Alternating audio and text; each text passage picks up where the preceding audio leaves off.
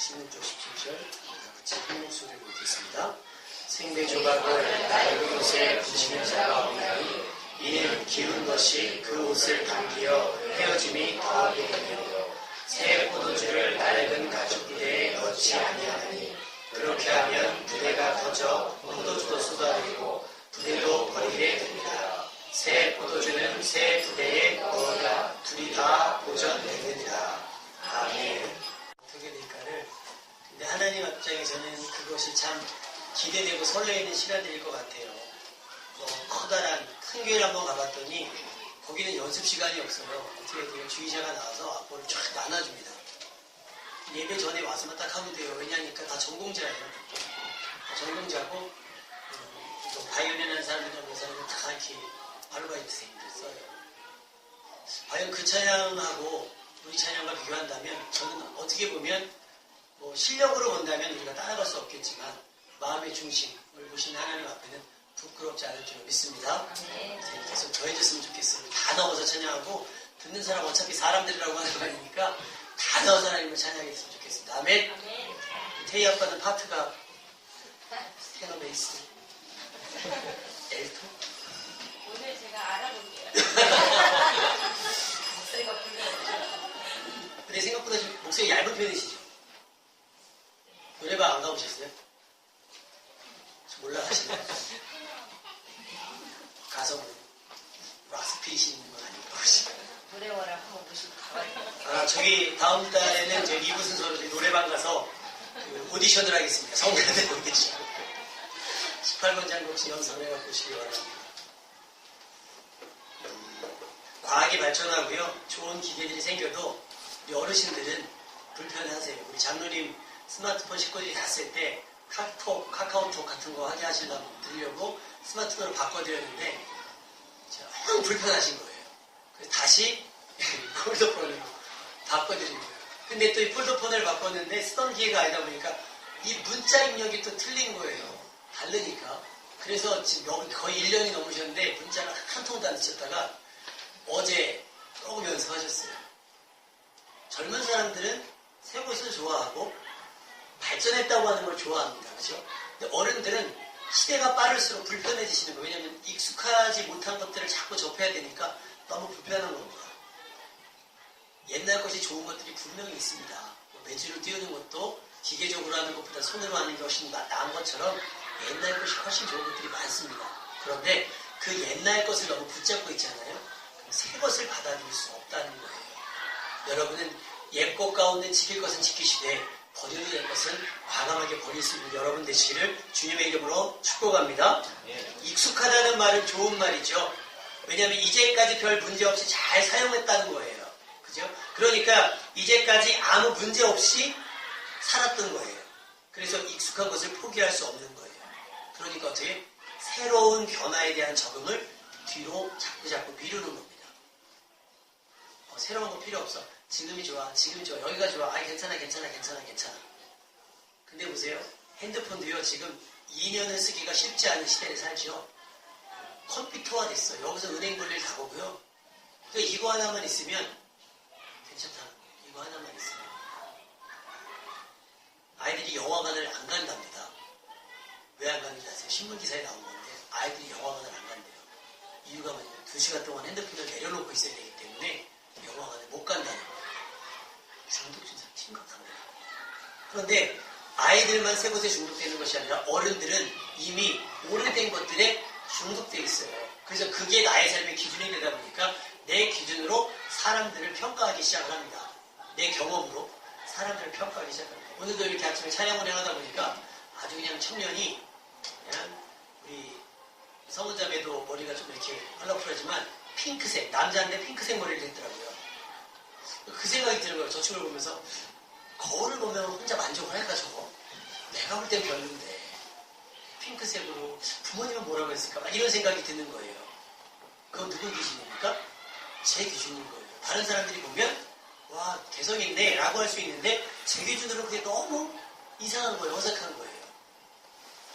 이게 우리들의 삶의 방식인 거예요. 왜 싸웁니까?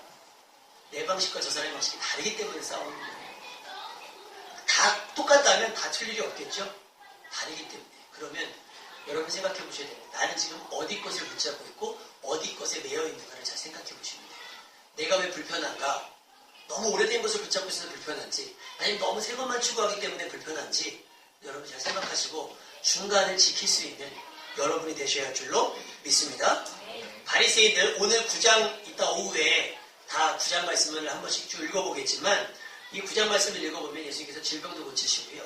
마태를 부르십니다. 그리고 저희들과 같이 식사를 합니다. 근데 이것을 바리새인들은 용납이 안 되는 거예요. 왜? 자기들의 경험에 의하면, 자기들이 가진 지식과 자기들이 배운 데에 의하면 죄인들과 어울릴 수는 없어요. 왜? 나는 의인이기 때문에 죄인들과 섞여서 밥을 먹거나 죄인들과 섞어서 무엇을 하면 안 되는 걸 알아요. 부정한 사람이 되어버린다는 거죠. 그래서 바리새인들은 예수님을 뒤따르면서 예수님이 하는 모든 일들에 태클을 걸기 시작을 합니다. 시비 거는 거예요. 안식일날 일하네? 안식일날 병을 고쳤네? 그것도 일 아니야? 상식을 벗어나서 너무 자기들의 자기들이 정한 법칙에 매여 있다 보니까, 집착하다 보니까 자기네들 생각에 벗어나는 모든 것들을 죄시화하는 거예요. 다 죄로 평을 하는 거예요. 그러니까 예수님을 뒤따르면서 항상 예수님께 시비하는 행하신 모든 일들의 의문을 제기했습니다. 왜냐하면 예수님이 행하신 일들은 그들이 따르려는 전통과 많이 달랐기 때문입니다. 바리새인들은요, 자신들이 지키고자 하는 의를 훼손시키지 않기 위해 병적으로 하나님의 말씀에 잣대를 만들었어요. 전통이라고도 얘기합니다. 여러분 성경 말씀 보다 보면 그거는 우리의 규례와 다르다 뭐 이런 얘기 들어보셨죠? 그거는 우리 장로들의 유전과 다르다고 하는 것들이 자기들이 말씀을 임의대로 해석을 해서 자기들이 지키려고 하는 것들을 만들어 놓은 거예요. 여러분 우리 어렸을 때 우리 지혜선생님 좌측 통행 배웠어요? 우측 통행 배웠어요? 학교에서 복도 다닐 때.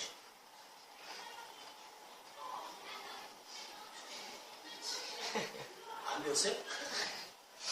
태희 아빠 좌측 통행 배우셨어요? 우측 통행 배우셨어요? 학교에서 안 가르쳐줬어요?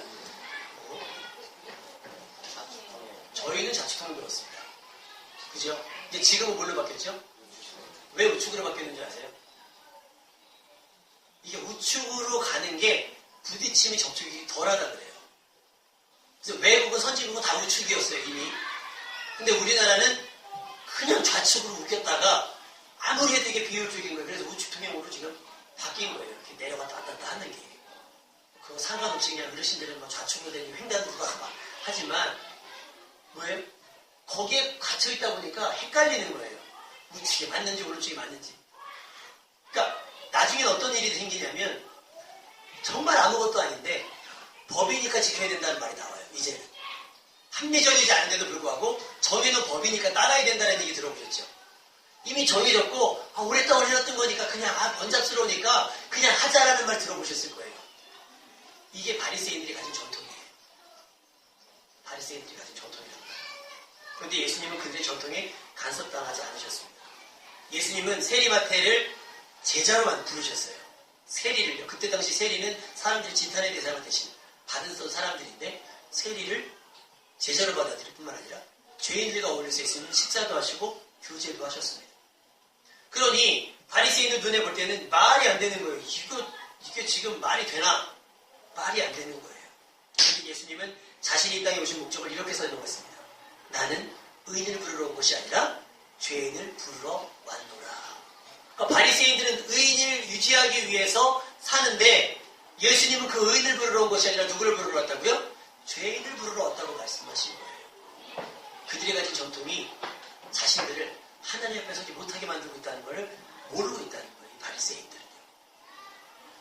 그리고 오늘 본문의 내용은 무슨 얘기냐면 앞부분에 말씀해 보면 그 14, 15절 말씀을 보면 뭐가 있냐면 사도 요한의 제자들이 와갖고 예수님께 얘기하는 겁니다. 우리는 금식을 하는데 왜 예수님의 제자들은 금식하지 않습니까? 그러니까 이때 당시 믿음이 있다고 하는 사람들이 일주일에 2번씩 금식을 합니다. 여러분이 한번 들어보셨을 거예요. 바리새인이 그 성전 안에서 기도할 때 뭐라고 기도했냐면 하나님이여 나는 다른 사람들과 같지 않고 나는 일주일에 2번씩 금식합니다. 화요일날 목요일날 일주일에 2번씩 금식하고 또 소득의 11조를 드립니다라고 기도했어요. 나는 저 세리와 같지 아니하고. 그걸 얘기하는 거예요. 자기들의 의를 드러내기 위해서 자기들이 지키려고 또 기도의 시간을 정해놓고 그걸 지키는 것이 자기들의 의가 되어버린 거예요. 그러니까 왜 금식하지 않느냐라고 제자들에게 막 예수님께 따져 묻는 거예요. 당신들의 제자들은 왜 우리같이 금식하지 않습니까? 막 이렇게 얘기하는 겁니다. 자, 보세요. 요한의 제자들은 기도할 수밖에 없어요. 더군다나 금식할 수밖에 없어요. 왜냐하면 요한은 지금 갇혀있거든요. 요한은 갇혀있었잖아요. 예수님은 안 갇혀있잖아요. 그러니까 살다 보면 금식할 때가 있고 금식하지 말아야 될 때가 있는 거예요. 그렇지 않습니까? 밥을 먹을 때가 있고 밥을 먹지 말아야 될 때가 있는 겁니다. 굉장히 젊은 나이에 사법고시 패스한 친구에게 공부를 어떻게 했습니까? 그랬더니 한 달 동안 방 밖에 나가본 적이 없다고 그런 사람이 있어요. 집 밖을, 자기네 집 밖을. 화장실이랑 밥 먹는 거 외에는 집 밖을 나가본 적이 없다는 사람이 있어요. 뭐 하기 위해서? 공부하기 위해서. 근데 공부해야 될 땐 공부해야 되겠죠. 근데 공부하지 않을 땐 나가서 바람도 쐬고 해야 될 필요가 있다는 거예요. 요한의 제자들은 금식했어야 되죠. 금식할 때가 있는 겁니다. 그런데 자기네 금식의 잣대를 모든 사람에게 들이밀면 안 되는 거예요. 예를 들면 예전에 우리나라가 얼마 전까지 새벽역 인간이 굉장히 이슈가 됐었죠. 막 새벽을 깨워야 된다면서 교회들마다 잘 됐구나 싶어갖고 새벽형 인간, 새벽형 크리스찬 책도 무지하게 나오고요. 새벽 기도도 무지하게 했어요. 그런데 살다 보면 사람들마다 새벽형이 있고 저녁형이 있어요. 저는 새벽형입니다. 저는 잠을 잘 안 잘 수도 있어요. 근데 단독 목회하면서는 굉장히 잠자는 시간에 집착을 하기 시작했어요. 왜냐면 못 일어날까봐. 새벽에 못 일어날까봐. 근데 여기 계신 분들 중에서는 오히려 밤에 집중이 잘 되시는 분들도 있을 수 있단 말이에요. 근데 한국교회는 어떻게 만들어 놓습니까? 새벽 정해놓고 안 나오면 이제 정지하는 거예요. 새벽을 안 나오는. 그래갖고 믿음을 유지하겠냐고. 저녁에 기도하면 되죠. 그렇지 않아요? 저녁에 기도하면 돼요. 바리새인들처럼 나름대로 내가 하는 방식을 다른 사람들이 고집하지 않기를 주님의 이름으로 축복합니다. 그러니까 남편은 아내에게 자기 방식을 주장하지 마시고요. 아내는 남편에게, 부모는 자식에게 자신들의 방식을 너무 과도하게 주장할 필요가 없어요. 왜냐하면 시대가 바뀌었기 때문이에요. 시대가 변했고 사람들의 생각도 변했어요.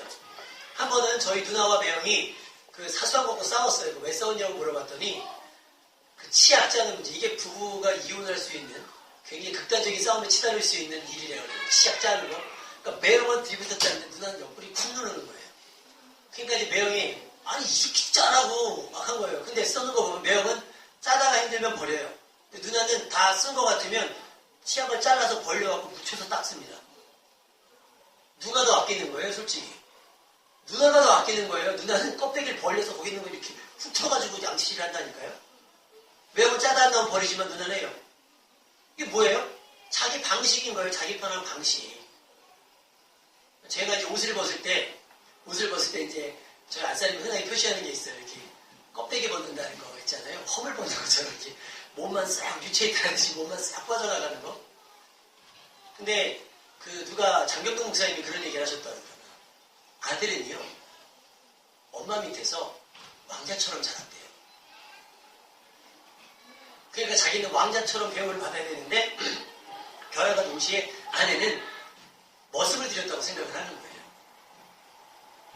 그러니까 다 엄마가 해줬던 거를 아내는 안 해주면서 왜 너는 안 하냐고 얘기하니까 싸운다는 거예요. 다툰다는 거예요. 이게 뭐예요? 바리새인의 기준과 똑같은 거예요. 따라합시다. 사랑하면 허물을 덮어준다. 자, 옆 사람들에게 얘기했어요. 내가 당신의 허물을 덮어드리겠습니다. 시작. 쳐다보고요. 우리 부부는 쳐다보시고. 왜? 이런 얘기 하면 안 돼요. 왜 금식하지 않습니까? 우리는 금식하는데 왜 당신의 제자들은 금식하지 않습니까? 그러니까 너 해. 필요하면 해. 난 필요 없어. 왜? 예수님이 뭐라고 표현했냐면 신랑과 함께 있을 동안에 슬퍼할 사람이 있냐는 거예요. 혼인집에서. 결혼식장에서 대성통곡하는 사람 있습니까? 없어요. 지금은 내가 같이 있다. 그런데 때가 있을 거다. 우리 제자들도 금식해야 될 때가 있다. 언제? 신랑을 잃을 때가 있다는 거예요. 신랑을 빼앗길 때가 오다니. 십자가 사건을 이야기하시겠죠. 신랑을 빼앗길 때가 오다니. 그때는 뭐야? 금식해야 된다. 그러니까 니네 금식을 얘 안에 강조하지 말고 니네 한가한 것은 야 놀아. 너희도 놀아. 우리 노니까 니네 놀아. 이렇게 하지 말라는 거예요. 나름대로 각자 자기들이 하는 대로 하라는 거예요. 하나님께서 원하시는 부분들이 있다는 겁니다. 예수님이 말씀하십니다. 생배 조각을 낡은 옷에 붙이는 사람이 없다. 이해하시죠? 옷을 만들 때 퍼온 옷에 떼오는 거 그것을 총총 갖고 잘라서 떼우는 사람 있습니까? 버려질만 하가 이렇게. 왜? 헌 거니까. 왜? 새 것을 아무리 좋은 생배를 옷에다 붙여도 헌 옷이 단계에서 틀어진다는 거예요. 그 다음에 얘기하는 게 포도주 얘기합니다. 포도주는 발효가 된다고 하죠. 발효, 보고 끝난다면서요. 그러니까 헌 가죽 부대, 이미 늘어날 대로 늘어나는 헌 가죽 부대에는 얘를 담아버리면 그 압력을 잊지 못해서 터져버린다는 거예요. 그러니까 새 포도주는 어떻게? 새 포도 부대에 담아야 두 개 다 포도주도 잃지 않고 부대도 잃지 않는다는 거예요. 이 말씀은 무슨 얘기입니까? 하나님께서 우리에게 주신 은혜는 새로운 은혜입니다. 아멘. 율법에 매여서 율법을 지켜야만 구원받는 것이 아니라 이제 하나님께서 율법을 완성하셨어요. 어떻게 완성하셨냐? 예수 그리스도를 구주로 고백하는 사람을 구원하시는 걸로. 할렐루야. 그러니 얼마나 우리에게 수월해졌습니까? 그러니까 그 은혜를 어디다 담아요? 새 사람에게 담아야 되는데 우리 뭘 갖고 있어요? 여전히 옛사람에게 하나님의 은혜를 담으니까 나를 재촉하고 신앙생활이 힘들어지고 피곤하고 괴로워지는 거예요. 모두 해야 되고 모두 해야 되고 모두 해야 되고 모두 해야 되고. 여러분 우리 교회 굉장히 행복한 교회예요. 다른 교회 가면요 책도 읽어야 돼요. 일주일에 한 번씩. 요절도 암송하셔야 되고 기도도 해야 되고 막 전도도 해야 되고 막 난리가 납니다. 그거 안 하면 성도 아닌 것 같은. 그래서 뭐 제자훈련이라고 들어보셨죠? 붙어있잖아요. 막 제자 대학만 붙어있잖아요. 아니 예수님도 안 나오신 대학을 자꾸 보내려고 그래요. 그렇지 않습니까? 제자들이 대학 나왔습니까? 근데 우리나라는 너무 편하게 하는 거예요. 불러다 놓고 자 합시다. 그러니까 내 믿음이 없는 거예요. 다 남의 믿음 그냥 배워서 익혀서 내 삶에서 보고 배워서 경험에서 훈련되어지는 것이지 앉아서 훈련되어지는 게 아니에요. 어떤 교회는 기도 세미나랍니다. 여러분 세미나 하면 기도가 됩니까? 수영 배워보셨어요? 태양 수영 좀 하십니까? 좀 애들 살릴 정도? 죽지 않을 정도? 어떻게 배우셨어요? 시골에서 그냥 물에 들어가서 하다 보니 이것이 우리가 배워야 될 삶인 줄 믿습니다. 수영을 배우는데 칠판에다 해놓고 쫙 해놓고 자 들어가서 다리를 얼마나 속도에 막 짚고 어느 속도가 되면 팔을 접고 팔이 어느 정도 올라가면 고개를 돌리고 아무리 앉아서 배워봐야 물에 들어가면 물 먹어요. 여기서 앉아서 기도를 배우고 여기서 앉아서 말씀을 배우고 나가보면 계속 물 먹습니다. 그리스도인들이 그렇게 사는 거 아니에요. 우리가 배워야 될 건 삶의 자리에서 내가 기도하면서 응답을 경험하는 것이고 말씀에 순종하면서 은혜를 경험하는 것이지 여기서 앉아서 담임 목사가 가진 어떤 지혜와 담임 목사가 경험한 은혜를 여러분이 얻어가는 게 아니라는 거예요. 내 은혜는 내게 있어요. 여러분의 은혜는 하나님께서 여러분에게 주시는 은혜가 따로 있다는 말이에요. 근데 그 은혜를 어디다 담아요? 새 부대에 담으셔야 돼요. 새 부대에. 사실 저희 교회에서 신앙생활이 제일 힘든 연령대가 우리 장로님과 권사님 연령대. 근데 우리 집사님은 저는 차이가 그렇게 많지 않기 때문에 괜찮을 거예요. 근데 우리 장로님 권사님이 기본적으로 신앙생활 지금 뭐 30년, 40년 하셨기 때문에 안 들어본 설교가 없고 읽지 않는 본문이 없으면 안 해보신 기도가 없어요. 근데 젊은 목사의 설교가 얼마나 귀에 들리겠어요. 젊은 목사가 아무리 말벌던 신다 해도 솔직히 뭐 소위 손바닥 아니라는 얘기가 있잖아요. 경험을 넘어설 수가 없으니까. 그렇지 않습니까? 그런데 하나님의 은혜는 그렇지 않다는 거예요. 그러니까 익숙한 게 뭐냐면 옛날. 전에도 말씀드렸잖아요. 그때 안성에서 연합집회할 때 어느 할머니 권사님 막 부흥하려고 앉았다가 강사 목사님이 한마디 딱 했더니 목소리 딱 음성 딱 들으시고 목소리 톤만 딱 보시고 할머니가 그랬대요. 에이 목소리 들어보니까 틀렸어. 그 할머니가 생각하는 부흥 강사는 할렐루야 이런 거예요. 그러니까 목소리가 딱 보니까 별로 걸걸하지가 않으니까 틀린 거예요. 은혜가 없는 거예요. 그 할머니에게는 이제 뭐예요? 옛사람입니다. 그러니까 새 은혜가 새 말씀이 내 교회에 들어오지가 않는 거예요. 여러분은 새 사람 되시기를 주님의 이름으로 축원합니다. 하나님의 말씀 지난주에 말씀드렸죠. 내가 보라 내가 새 일을 행하신다는 거예요. 광야에 길을 내실 것이고 사막에 강을 내실 것인데 이 은혜를 이 엄청난 일을 어디다 담아요? 여러분 마음 안에 새기는 거예요. 무슨 마음? 새로워진 마음 안에. 그래야 은혜도 잃지 않고 여러분도 다치지 않게 되는 거예요. 나는 옛사람 그대로 있고 하나님의 은혜를 쫓아오려니 힘든 겁니다. 어려운 거예요. 불편한 겁니다. 사울이요. 블레셋과 전쟁을 할 때 사울왕이 블레셋과 전쟁을 할 때 너무 이기고 싶으니까 뭐라고 선포를 하냐면 싸움에서 이길 때까지 내가 저들에게 복수할 때까지 음식을 먹는 사람은 저주를 받을 것이다. 선언을 해버려요. 여러분 이게 맨정신입니까? 뭘 해야 되는데? 싸움을 해야 되고 전쟁을 해야 되는데 밥을 굶은 사람인 거예요. 그렇지 않아도 피곤해 죽겠고 그렇지 않아도 힘들어 죽겠는데 밥을 굶자는 거예요. 사사기에서 배우셨죠? 입다가 나와서 뭐라 그러죠? 이기게 하시면 나오는 사람 누구라도 내가 번제를 드리겠습니다. 이런 기준, 신앙적인 기준이 남에게 똑같이 난 이렇게 했으니까 너희들도 이렇게 해야 돼. 아니라는 거예요. 위험하다는 거예요. 혼자 굶어야죠. 아니 군인들은 먹여야죠. 근데 요나단이 그 얘기를 못 들었어요. 아버지의 선언, 음식을 먹는 사람은 저주를 받을 것이라는 선언을 못 들으니까 뿔이 있으니까 지팡이 끝에 찍어서 이렇게 먹었어요. 그랬더니 눈이 밝아졌어요. 힘이 났어요. 근데 이거를 듣고 사울왕에게 얘기를 한 거예요. 요나단의 얘기가 아버지가 이런 얘기 했더니 이건 아버지가 잘못 생각한 것이다. 내가 조금만 먹었어도 이렇게 힘이 나는데 아버지가 이건 잘못한 것이다. 바리새인들이 또 요한의 제자들은 잘못 생각하고 있었던 거예요. 은혜는 내가 하는 열심으로 받는 게 아니에요. 그냥 받는 거지. 아멘입니까? 그냥 깨끗해지길 원하고 새로워지길 원하는 심령이 하나님께 부어주시는 것이 은혜지 내가 노력해서 받는 것은 대가죠. 은혜가 아니라고 하는 겁니다. 하나님께서 허락하신 새로운 은혜들을 전혀 변화하지 않는 옛날 모습 그대로 받는다면 결국 은혜도 깨어지고 여러분도 깨어지게 될 겁니다. 하나님의 은혜를 감당할 만한 믿음으로 성장할 수 있기를 주님의 이름으로 축원합니다. 그저 지난날만큼 작년만큼 기도하면요 작년만큼의 은혜밖에 못 받아요. 작년만큼 순종하시면 작년만큼의 은혜밖에 못 받아요. 작년보다 조금 더 기도하시고 작년보다 더 주님 말씀에 집중할 수 있는 여러분이 되셔야 될 줄로 믿습니다. 로또 복권 당첨된 사람들이 파산한다 그러잖아요. 왜 파산하시는지 아세요? 그 엄청난 돈을 가져본 적이 없잖아요. 모아본 적도 없고 써본 적도 없으니까 뭘 어떻게 써야 될지 모르니까 옆 사람들이 얘기하면 다 그거 하는 거야. 집도 사봤다가 차 샀다가 막 사업에 손댔다가 파산하는 거예요. 하나님의 은혜가 파산되지 않으려면 여러분이 그 은혜를 경험해 봐야 돼요. 조금씩 여러분의 믿음이 확장되어지는 은혜. 그래서 많은 포도주가 온다 할지라도 그것이 가득 차지는 하나님의 은혜가 여러분의 심령 가운데 채워지기를 주님의 이름으로 축복합니다. 열왕기하 4장에 보면 빚 때문에 두 자식을 종으로 팔아야 돼요. 종으로 빼앗기게 있는 과부 여인이 한 명이 나옵니다. 그래서 이 여인이 엘리사에게 가서 애원을 합니다. 내 남편은 죽고 내 아들은 빚 때문에 아들 둘은 빚 때문에 팔려고 그렇게 생겼는데 나를 좀 도와주십시오. 엘리사에게 부탁했더니 엘리사가 그런 얘기를 합니다. 그러면 너희 집에 그릇이 얼마큼 있냐? 지금 우리 집에 있는 기름 그릇 하나밖에 없다는 거예요. 그러면 너 빨리 나가서 빌려오라는 거예요. 할 수 있는 대로 빨리 빌려오라는 거예요. 그래서 이 사람이 나가서 빌려왔어요. 그래서 거기에 계속 기름을 따랐더니 기름이 계속 가득 차는 거예요. 그래서 차다 보니까 이제 마지막 그릇에 딱 찼을 거 아닙니까? 마지막 그릇에 딱 찼으니까 기름이 딱 끊어지는 거예요. 은혜가 끊어졌다는 얘기예요. 채워질 그릇이 없으니까 은혜가 끊어졌다는 얘기예요.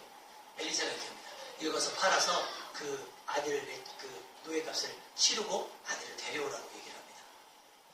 이 여인이 살았던 삶들을 보시면 이웃이 없다면 그릇을 얻을 수 있었겠어요? 없는 거예요. 은혜를 받을 수가 없는 거예요. 채워질 그릇이 있어야 부어지는 겁니다. 아멘입니까? 채워질 그릇이 없는데 어떻게 기름이 부어지겠어요? 여러분 채워진 그릇을 확보할 수 있는 2014년이 되어야 할 줄로 믿습니다. 여러분의 삶, 그릇을 빌릴 만한 용기가 있습니까? 또 그릇을 빌릴 만한 이웃을 많이 만들어 놓으셨습니까? 저희는 이제 구정 명절 때 되면 저희 아이들 밑에 집에 조그마한 과일 바구니 하나 사다가 내려보내려고 그래요.